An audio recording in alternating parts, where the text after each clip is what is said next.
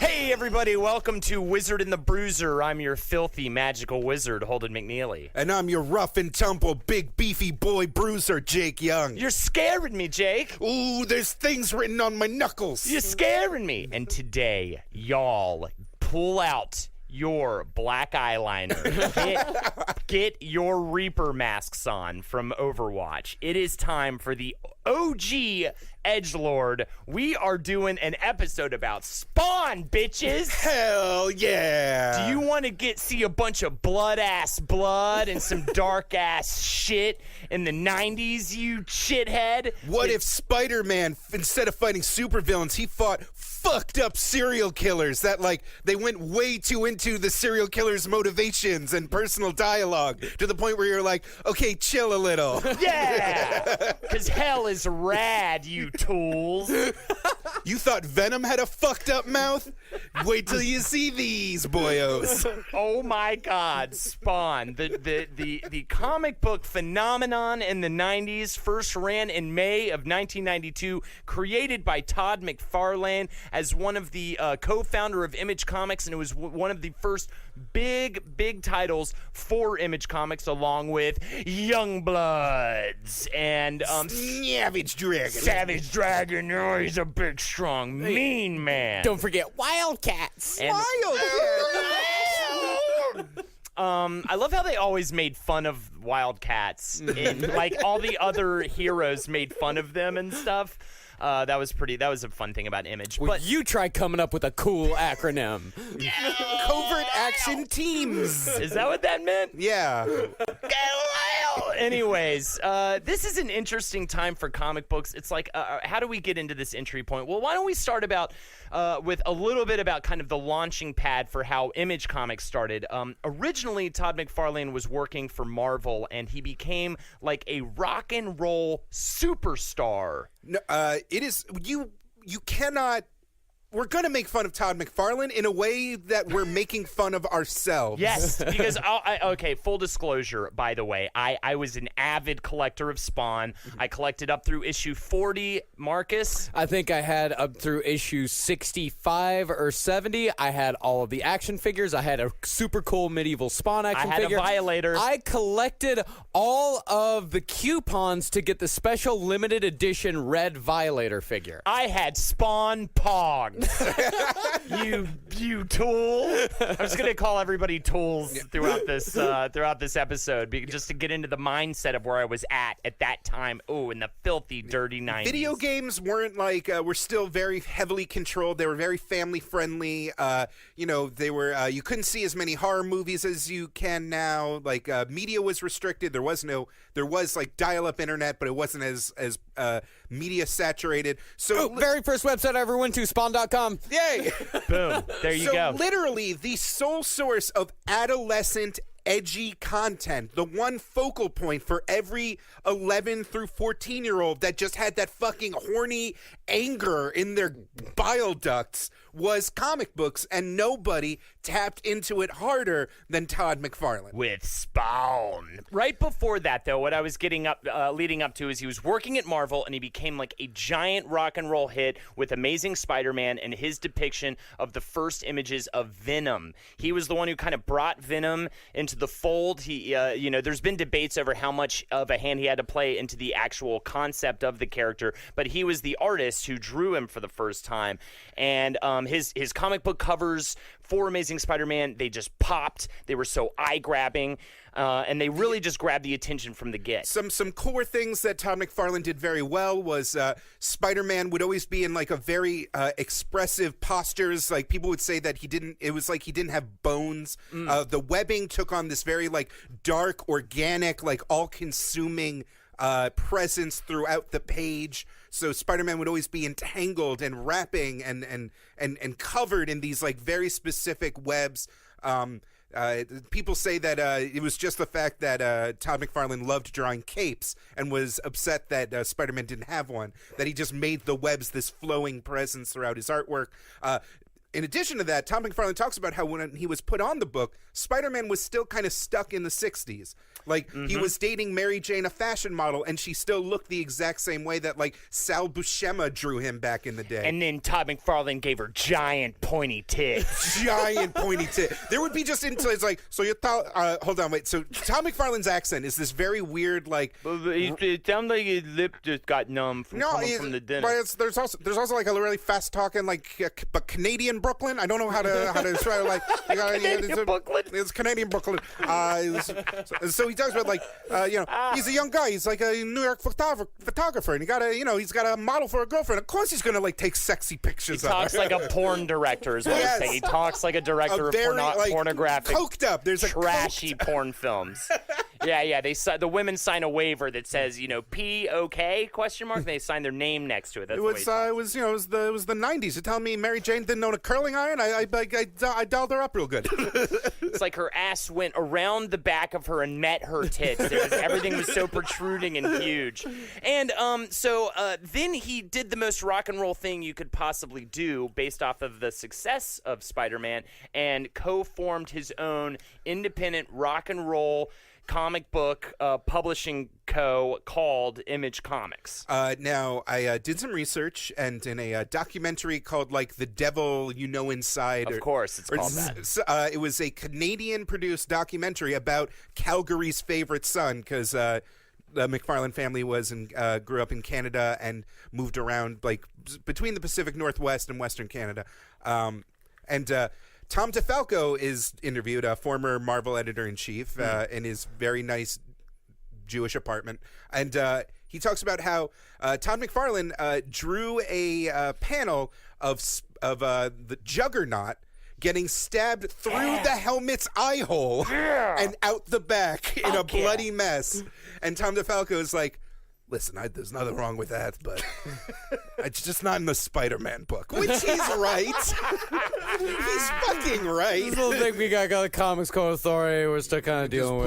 Please don't stab the Juggernaut through the fucking eye socket. You fucking squirrely Canadian weirdo. But we wanted edge. The kids wanted more edge to our comics because I remember. Okay, and this is the other thing we need to talk about before getting directly into Spawn. We need to describe the environment that this was all existing in. The spectacular boom of comic books that happened. Now, this is, by the way, the time from my childhood that I was collecting comics. This is when I entered it right then and there, and I entered it in perfect spectacular boom fashion in the sense that my brother showed up to our home. He handed me Spawn 1 through 3, all wrapped in the plastic with the boards under them, something unheard of at that time for me. And he said, take care of these. These are precious. These are going to be worth thousands. You collect this comic now. This is what you do. You're going to get each one, every issue. I've started you on it. This is going to be your college fund. This is going to be, you're going to put your kids to college with this money. Can we, as always, can you just double check a CCG graded 9-pointer above Spawn number 1? I have the pricing guide right here. Can I tell you what Spawn number 1 through 10 cost approximately? And what grade are we talking here? Like 9.8? I think CGC. This was just sort of a basic listing. Do you have a clearer listing? In front? I have the value of a 9.8 Spawn number 1. I'm talking like that is the highest price that anybody is ever going to pay for a Spawn number 1. It hasn't been breathed on. It hasn't been breathed on. Almost impossible to find something in this grade. What does CCG stand for again? Something? Comics grade something. Come. But that's like if you come grade. Because you can find a tattered like Amazing Spider-Man number 1, but if it's dog-eared, if it's torn up, if the cover's missing, like that'll cost less. So you send it to the CCG Grading Institute, and they will like stamp it and be like, this is this perfect. Yeah, and it costs $30 to do that, by the way. So you're already losing $30 off the top if you get the CGC seal of approval. So Spawn number 1 worth $0. That's my guess. $60. Whoa. Okay. And that is at the top tier. You can It has never been exposed to oxygen. Yeah. You can get a copy of Spawn number 1 in mint condition. It's going to cost you about $10. Now, give a look at Spawn number 9. Little foreshadowing here. That was the one co-written with Neil Gaiman. Take a look at Spawn number 9. Spawn number 9. Is it in there? No, this is just on Spawn number 1. Oh, okay, gotcha. For me, I have Spawn number 9 listed at $28, and that is the second highest, most valuable Spawn comic book past Spawn number 1, according to my notes here. There is an alternate cover that's a lot more rare that I believe was listed at something like $120, and that is literally the most valuable. Alternate covers, foil covers, the collector's boom was happening. Holograms, dude, everywhere on everything. I remember because that was the whole thing. It was essentially what happened was in 1986, around that time, comics got a resurgence in popularity due to The Dark Knight Returns and The Watchmen. As that was going on, there were all these stories coming out. Holy shit. Action Comics number 1, first appearance of Superman, is now selling for over $1 million. There were all these stories about that, like the first appearance of Wolverine, stuff like that. Everybody ran out to the stores to grab stuff. At the same time, in 1992, The Death of Superman came out. So everybody was like, holy shit, Death of Superman. If I get it and put it in some really fancy plastic and hold on to it for like 20 years, it's going to be worth $1 billion. Hey, do you think the internet and video games and movies will completely usurp comic books as the dominant form of childhood entertainment and thus leave any cultural value that these artifacts have down the toilet? Hey, do you think that maybe because, like, back in the day, comics weren't seen as worthwhile or worth any money, so most of them were just thrown in the trash after use, or at some point the mom just found the collection and threw them away, and that's why they're super rare, and that's why they're worth a lot, as opposed to today when everybody's saving them all in plastic, and they're overproducing the shit out of them, and none of these things matter anymore because it's not the first appearance of anything. Maybe they won't be worth anything in 10 years. What we're trying to say is something about the Clinton administration made the laws of supply and demand vanish from the minds of America. I don't know what happened, but I bought it too. I bought so hard into this. I have all these really silly X-Men issues with like crazy holograms on them and stuff like that. I had 3 issues of Turok Dinosaur Hunter number 1 with the chromium cover. And that's the thing. People were buying multiple issues. One that they would never open, and then 2 other ones just in case. One just in case, and the other one that they would actually read. So it was just insane. Yeah, I used to have like a go bag with my most valuable comics. Like when the tornadoes used to always come when I was a kid, I had a go bag that I would take with me down to the storm cellar because I valued those comic books just as much as my own life. That's so real. God, that's so real. So with these gimmick covers, with the opening of all these comic book shops, with this oversaturation, also in a way it was kind of the Batman breaking his back issue and the death of Superman. People who don't forget about the Clone Saga. Exactly, right? People like really bought into that, thinking that these comic book creators weren't going to immediately bring these properties back or immediately do something to bring Batman back, bring Superman back. They legitimately thought it was the end of this story. Yeah, and the whole thing, the magazine drive and the entire thing, Wizard magazine, which I think Wizard has kind of fallen back into the shades of time, but Wizard magazine was extremely important to all this. They were the ones that drove the prices of all of this stuff completely arbitrarily. Like, they will fully admit that it was all completely and totally arbitrary, and they just priced things. Yeah. The marriage of Bad Rock, that's an extra $3. Bad Rock. So all the comics publishers were making bank upon bank upon bank, and the creators had always known they were getting screwed over. So Todd McFarlane, who was already having issues with with editorial at Marvel, was like, listen, I know people like Spider-Man, but I know even more, they love cool chains and titties. So he formed Image Comics with a couple people. The first issue of Spawn is put out as one of the big banner comic book series for Image Comics. The first issue sells for 1.7 million copies. And I'm going to say, at least to Spawn's credit and Todd McFarlane's credit, he didn't do the gimmick covers. He didn't have the holograms. He didn't have stuff like that. And he was outselling everyone else with Spawn Comics. Now, let's get into the character of Spawn, the creation of this very bizarre man. Well, actually, can we just we actually have John Leguizamo describing the plot of Spawn. Actually, Marcus, can we get that first, and then we'll just fill in the gaps? Because John Leguizamo played a character in the Spawn movie in 1997. Yes. This is him explaining the plot of Spawn to Charlie Rose. He wanted to go home. What's the story? The story's tough. This is tough because it's about a CIA assassin who was set up by hell, right? So we set him up for a bad mission. We burn him. He comes to hell. Now he's burnt. And we say, okay, what do you want, Spawn? And he goes, I want to go back to be with my wife. So we say, sure, but we want you to lead our armies.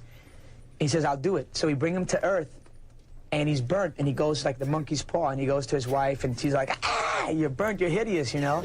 So now he's crawling on Earth, and he's all ugly and hideous, and I come around to make him really angry and start Armageddon and the apocalypse.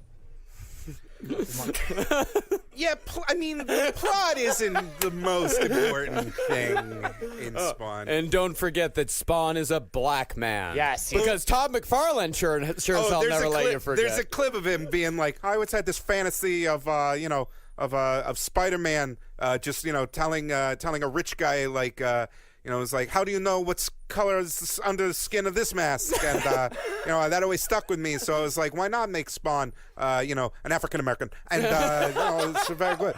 And like, so, and it's this thing that comic books always do, where they're like, hey, it's a black character, aren't we progressive? You can't really see his face. Also, and he's burnt. Well, let us not forget Spawn number 3, I think. When it's revealed that he has shape-shifting powers. Because it's revealed that he can use his magic, because of course the whole thing is that he has a finite amount of magic, and then once he uses up all of his hell magic, then he has to go to hell. Yes. And so he uses his hell magic to fix his burned face, because of course he's completely burned, so he can go and talk to his Wanda. wife. Wanda. He can go talk to Todd Wanda. McFarlane's wife is named Wanda. Oh. They started dating when she was 13. And he was a senior in high school. Oh, Calgary, man, what you gonna do? Well, if he was a senior in high school, that means he had already designed Spawn for the first time, because Spawn was actually designed when he was 16 years old, the first time it was put on paper, and I think that's why it really speaks to like 13-year-old me, when I was collecting the comic. It really was from a prepubescent, So Spawn loves his wife, his beautiful black wife, Wanda. And so he goes and he thinks, oh, I've got all this hell magic. Why don't I use the hell magic to fix my horribly disfigured face? And then he uses it, but you know what? Like John Leguizamo said, monkey's paw, it turns him into a white man. Oh, no. There's a really funny panel where it's just this blonde white guy like punching him air, being like, no, damn it, I am a black man. I was really progressive, I was something you never seen before. It was fire. Now, I wasn't really sold on Spawn in the first 3 issues, I have to say, but I did collect the very next issue that came out that month, and after that, I was true blue a Spawn fan, because that was the first time we met a little-known character named the Violator. Clown / the Violator is one of the fucking kind of coolest characters. Like, I love him. And the fight was awesome. Like, it was the first time a comic made me laugh out loud. Their fight that they had with each other, because they were like ripping each other's limbs off and eviscerating each other. Yeah, talking all this crazy shit, and I just couldn't believe what I was reading. It was so violent and over the top and ridiculous that I should explain. It is Violator is from hell as well. He is a demon. He is dressed. He looks like an incredibly large, overweight clown, but when he's in human form. But then terrible disguise, by the way. Yeah. Not very subtle. Not very subtle whatsoever. He's wearing a leather jacket. He has very weird hair, eyes and teeth, everything, and blue paint. It doesn't look like a normal clown even. And then he turns into this horrifying looking demon, and the design is great. And because the design is what the whole thing is about. I mean, we're talking about this is just a way to sell toys, a way to just be like, how do I create the coolest looking thing I can possibly create? There are artists that like kind of break from kind of traditional designs and like tap into something truly psychological. I'm thinking of like H.R. Giger and a few other like very famous concept artists. And the monster designs and in Spawn truly spoke to the psyche of its intended audience. Like the anatomy is like all these weird like lanky bony extensions followed by like unsettling bulges. The jaw like that just is sprinkled with teeth and just this horrifying body length grim. Yeah, and 2 huge horns coming out of the side of his head and one gigantic one coming over the top. Like the horn comes from his back and like bends over the face. Yeah, it's like it's kind of a dinosaur-like. Yeah. Which all these kids dinosaurs. Kids love Dinosaurs rule, especially when they're playing electric guitars.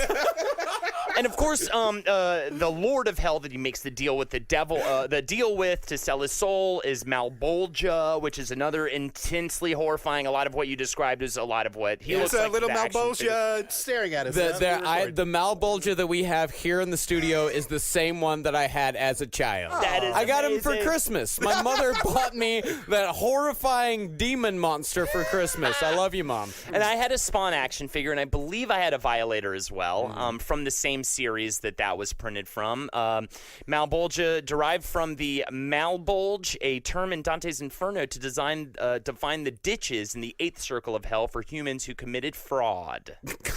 So there you go. The more you know, Marcus. And that would be, and the whole thing was kind of a trick. So there you go. That's pretty interesting. So he sold his soul to Malbolgia so he could return and see his wife, but tricks on him. He's a mangled man, an ugly man, and so he has to go hide in the shadows with a bunch of bums, especially the, of course, mystical bum, Cogliostro, which, spoiler alert, he turns out to be Cain. Oh my God.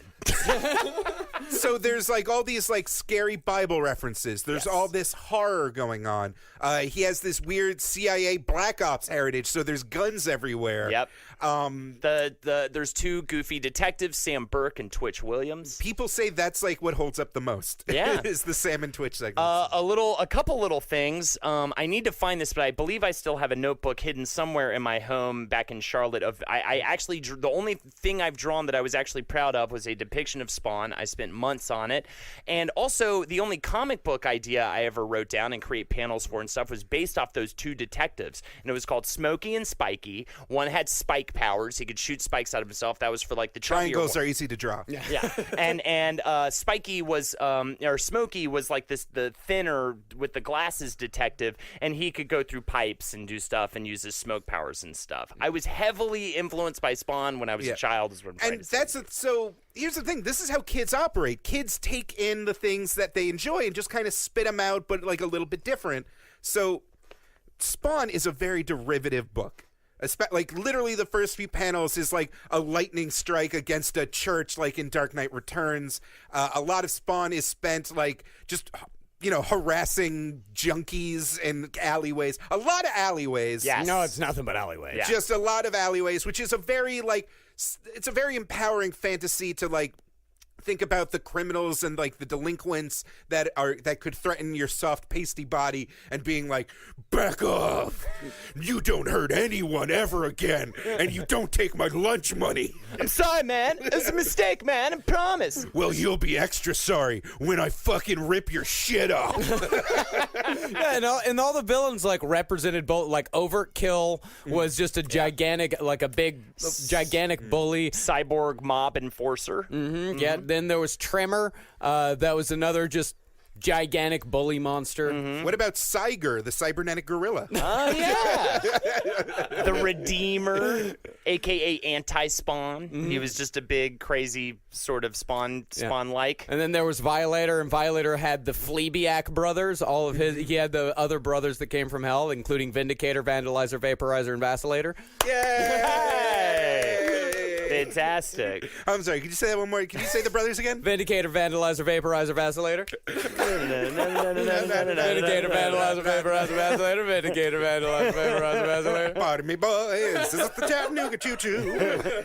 And it was all very surfacey, and to the point where Spawn's costume is regularly used as a plot point. It morphs into a cooler version of itself throughout the series, and it's given new powers and stuff like that. And we even have a clip of the kind of thought process that Todd McFarlane went through when he was designing Spawn. And as you can see, not a lot of deep thought put into it. Marcus, do you want to play that real quick?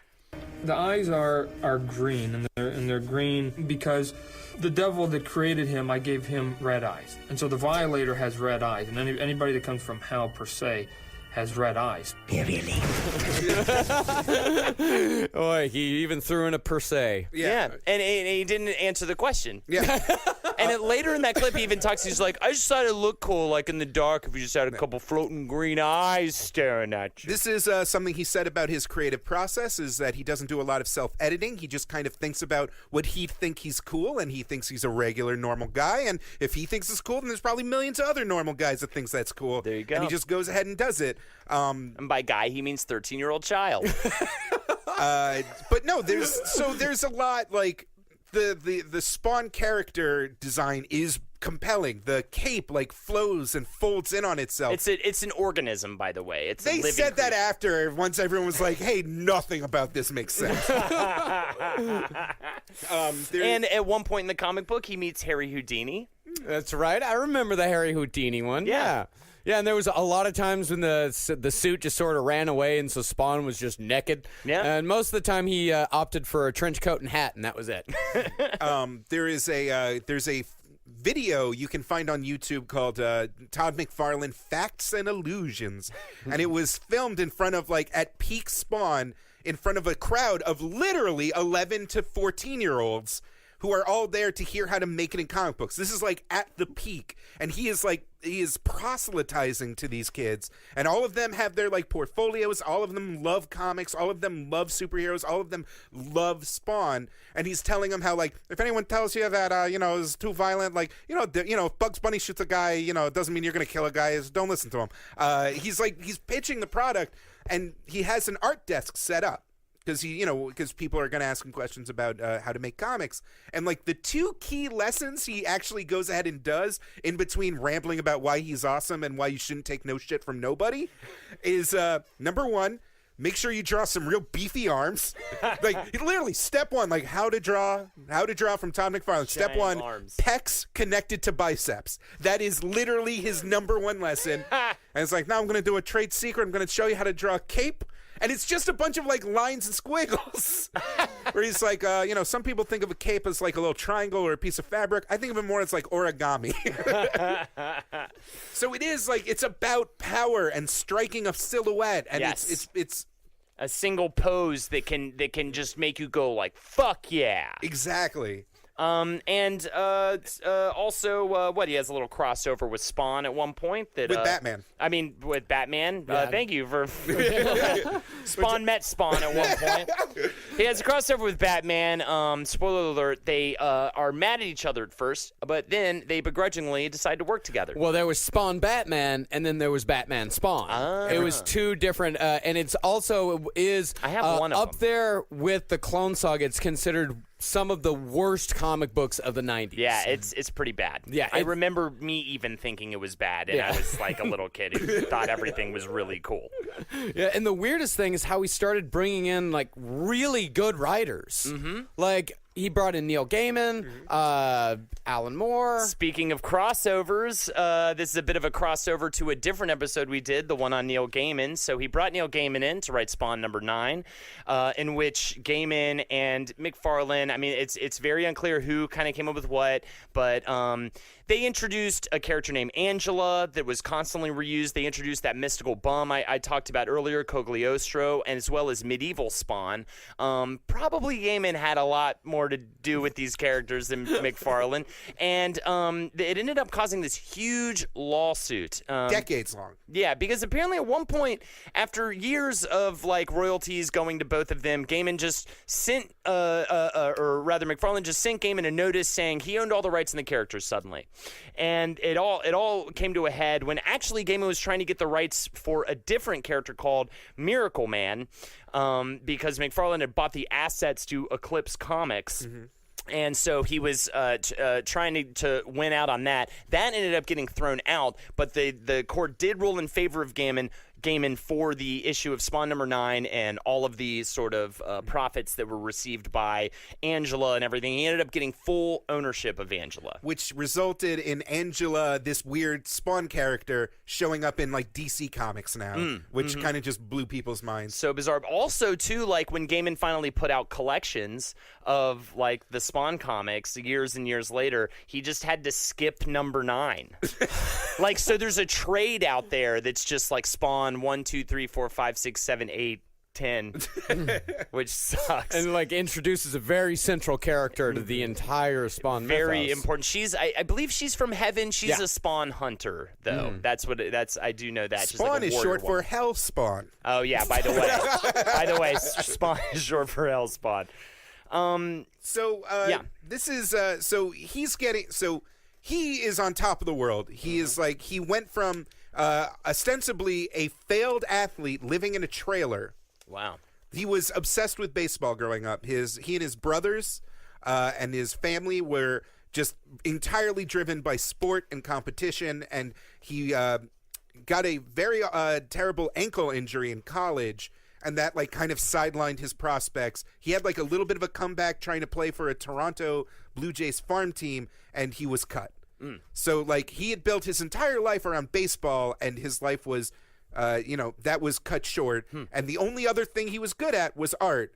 So he took that same obsessive, competitive, aggressive attitude that he had put towards baseball, towards drawing comics, and he talks about sending out hundreds of packets to every single publisher and writer that he possibly could. He talks about sending out dozens a day, just like his entire being was about begging for work. And he talks about starting in the mailroom at Marvel and working his way up from the very, very bottom, and finally getting into being able to do a little bit of like stuff with Batman and stuff, and it went from there.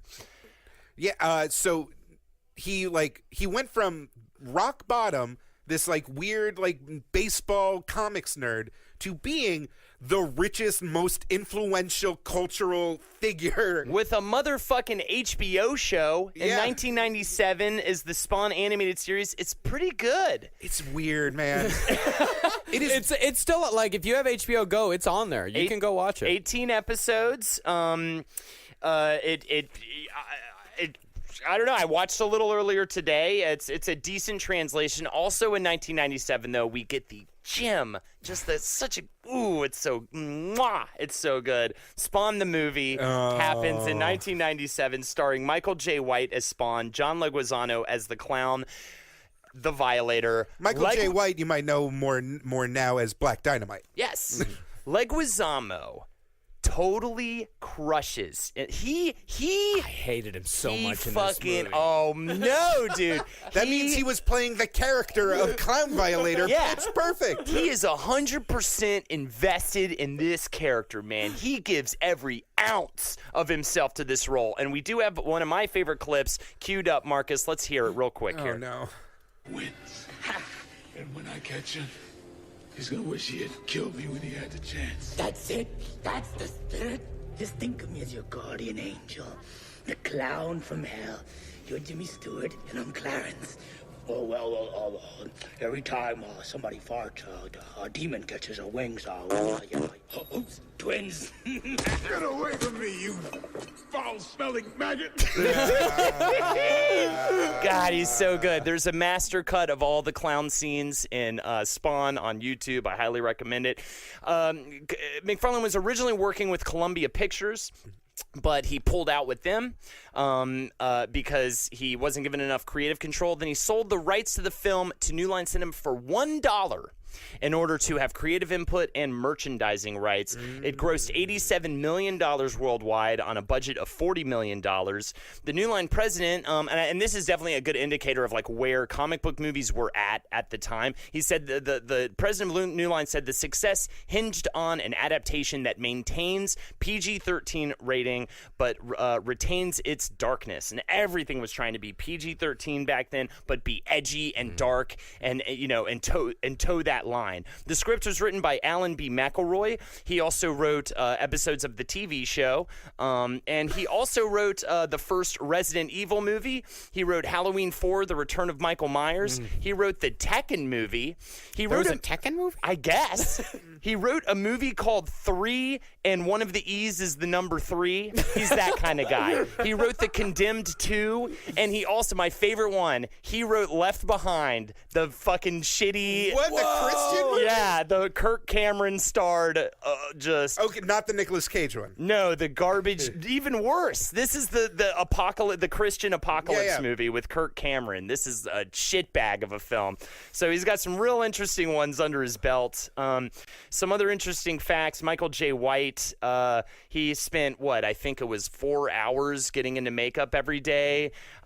His yellow contact lenses irritated his eyes. The mask restricted his breathing. Michael J. White said of the character, "It's the most tragic character I've encountered in any cinematic production."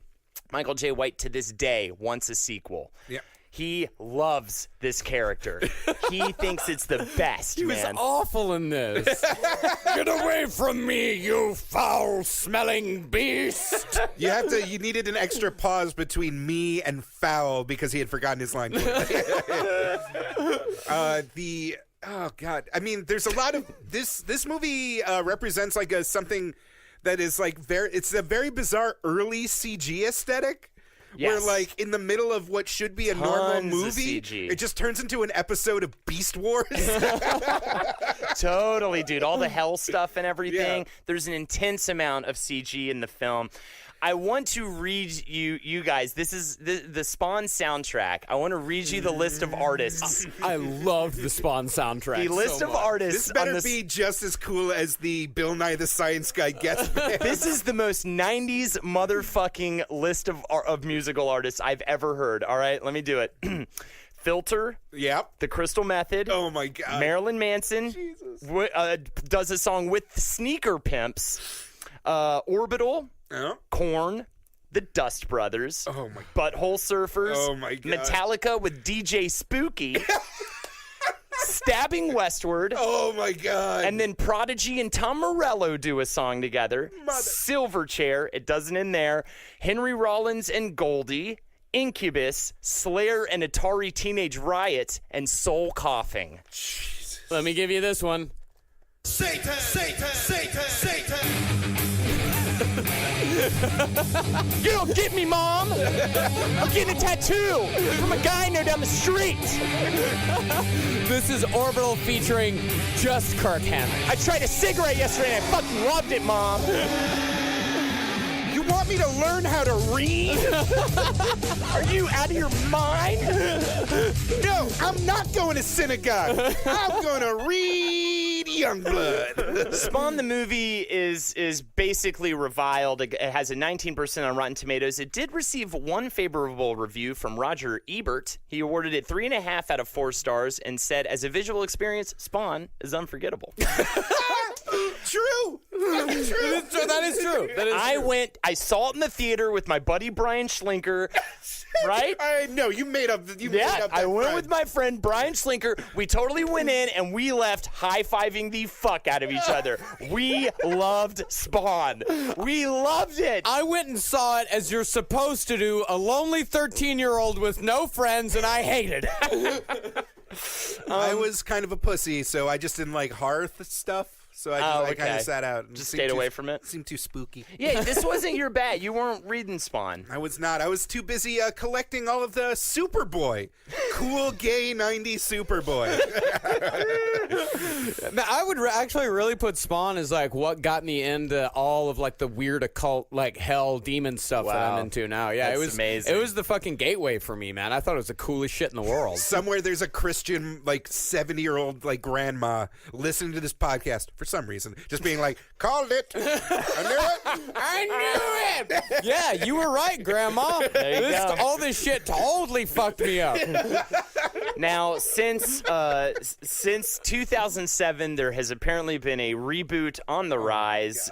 In a radio interview, McFarlane said, "It's coming out no matter what. Even if I have to produce, direct, and finance it myself, it's going to come out." I think that was actually back in 2007. In 2009, McFarlane announced he began writing the screenplay. He said, "The story has been in my head for 7 or 8 years, that the movie idea is neither a recap or continuation, it is a standalone story that will be R-rated, creepy, and scary. And that the tone of this Spawn movie will be for a more older audience, like the film The Departed." Which is ridiculous. That's such a ridiculous statement to make. The Departed. Wait, it wasn't. The way I heard, because he keeps teasing this thing. Last I heard, he was like, "No, it's going to be like Paranormal Activity. It's going to be like it's going to be a Spawn movie, but like you'll only see Spawn flickering in the corner." Right. He talked about how it was going to be more based on the detectives, and that Spawn would never say a word. But I think that actually might be him talking about Spawn the animation. That's the other thing that he's saying is definitely coming out. So I don't know. He's sort of all over the place with it. With Spawn the animation, he said, I'm 85% done with it. I just literally have to pick a studio, put a music score on top of it, and I'm done. He said that in 2009. And Jay White is totally all about it. He's quoted as saying, "I hope McFarlane does make the film. In the next couple of years, I might have to produce it myself." They're all saying I'm gonna make this thing myself. Jay White says it's a no-brainer. Look at how these movies have done. Superhero movies that have gone dark, and there hasn't been one darker than Spawn. If we do it like we want to, it could be a game changer. I think Todd feels the same way as me, that we go R. It's very important to both of them that they go R. Who is this man? He's okay. I will tell you who Todd McFarlane is. No, I'm talking about Michael J. White. He says, not a kinder, gentler Spawn. We go straight R. Like, why would they make a kinder, gentler Spawn? Going full bush. He says, like, pushing NC-17. I love that the rating is so important to them. It's pretty fair, because anyone on Earth who would possibly care about a Spawn anything is 37. Yeah. So yeah, I do hope that they're still reaching for the stars, that we get our Spawn remake. I will be there. I will go see it day one. I mean, Todd McFarlane could fund it himself. Did you look up how much Todd McFarlane is worth? No. $300 million. Oh my God. And counting. I mean, Image is doing great today, right? He still probably gets some kind of profits. And Spawn is still running, right? Yeah. Oh yeah, Spawn still goes to this day. And the guys, and I've worked at various comic book stores. The guys that buy Spawn are dudes who started reading Spawn when they were 12 and never stopped. Damn. His goal is to get to number 301. Because Cerberus, Dave Sims Cerberus, made it to 300. And so he would have the record for the longest-running independent book. Fantastic. Also, he spent $2.7 million on Barry Bonds' 70th home run ball. I'm sorry, on Mark McGwire. Mark McGwire's 70th home run ball. Of course. Barry Bonds' 73 home runs, which broke the record 3 years after he spent $2.7 million on Mark McGwire's ball. And he was super pissed off about it. I really do. I remember there being a story about how mad he was because he had spent so much money on the Mark McGwire baseball. So a surface comic book that came out right in time during the most surface time in comic book history, blown into the success nanosphere. A toy empire that changed how action figures were created and distributed. Yeah, and I mean, I think he makes a lot of his money on McFarlane toys. That's the thing. I mean, he really did it for comic books what, Ninja Turtles and Transformers were already doing with animated shows, albeit they got their respective comic books. But still, he cracked the code for comic books, and I'm guessing they still make those toys today. And they look damn good. Yeah, that was the same way that no book had as many weird muscles and worms as a Todd McFarlane book. No toy was as detailed and impressive as a McFarlane toy. They kind of understood the fact that people weren't buying them as like actual toys to like dunk into the mud in your backyard. They were owning them to have like an affordable, cool statue to put on your shelf. Yeah, you know what McFarlane Toys motto is? McFarlane Toys. It's an attitude. Was that popping noise your bones? I could have sworn I heard bones pop when he did that little shimmer. Yeah, they're still. I mean, yeah, they make the Walking Dead toys for AMC. Like they do Five Nights at Freddy's. They do Assassin's Creed toys. Yeah. They do Attack on Titan toys. Oh, cool. Yeah, they do everything. Yeah, that's great. Well, I think that's about the story of Spawn. That is the story. One other factoid. Yes, please. About Spawn is the character Spawn's alter ego, his true identity is Al Simmons, which was the name of his neighbor when he was living in New York, and I'm pretty sure that was the only black person he knew.